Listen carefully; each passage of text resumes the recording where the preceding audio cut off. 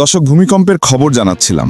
ভয়াবহ ভূমিকম্পের সাক্ষী হয়েছে ঢাকাবাসী। মাত্রার এই ভূমিকম্পে কেঁপে ওঠে রাজধানী সহ দেশের বিভিন্ন এলাকা। তবে এখন পর্যন্ত ক্ষয়ক্ষতির কোনো খবর মেলেনি। এ নিয়ে বিস্তারিত জানাতে আমাদের সাথে যুক্ত হচ্ছেন সহকর্মী তানজিলা খাতুন। তানজিলা, বেশ বড় ধরনের কম্পনের সাক্ষী হলো ঢাকাবাসী। উৎপত্তিস্থলও ঢাকার বেশ কাছেই। আপনি এখন কোথায় অবস্থান করছেন? কি অবস্থা? কোনো ক্ষয়ক্ষতির খবর মিলেছে কিনা?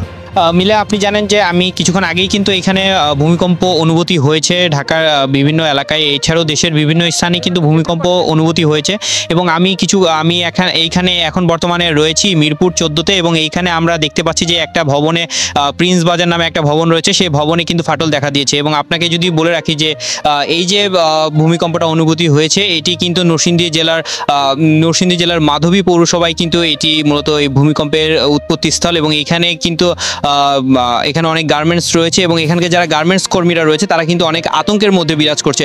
এবং তারা কিছুক্ষণ আগে আমরা দেখেছি যে যখন ভূমিকম্প অনুভূতি হয়, আমরা পাশেই ছিলাম মিরপুর 13-তে, এবং সেখান থেকে কিন্তু এসে আমরা দেখি যে এখানকার আশেপাশের লোকজন কিন্তু নিজে নেমে এসেছে যে তাদের এরকম ধরনের একটা হচ্ছে ভূমিকম্পের কারণে।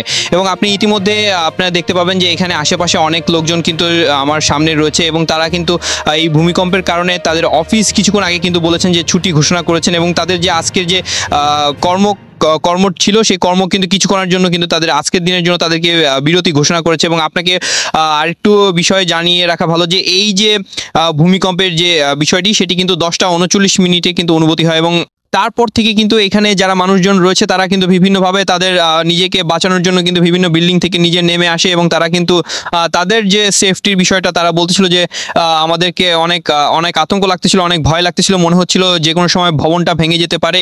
এর কারণে কিন্তু তারা এখানে নিচে এসেছেন। এবং সব কিছু মিলে যদি আপনাকে বলি শরীফ, মিরপুর 13 থেকে আমি আসতে আমার 2 মিনিট সময় লেগেছে, এবং তারপর থেকে কিন্তু আমি এখানে দেখেছি তারা বলছেন যে ভূমিকম্প অনুভূত হওয়ার কারণেই কিন্তু আমরা মূলত এখানে এসেছি। শরীফ, আপনারা সকলে আমাদের সাথে থাকুন।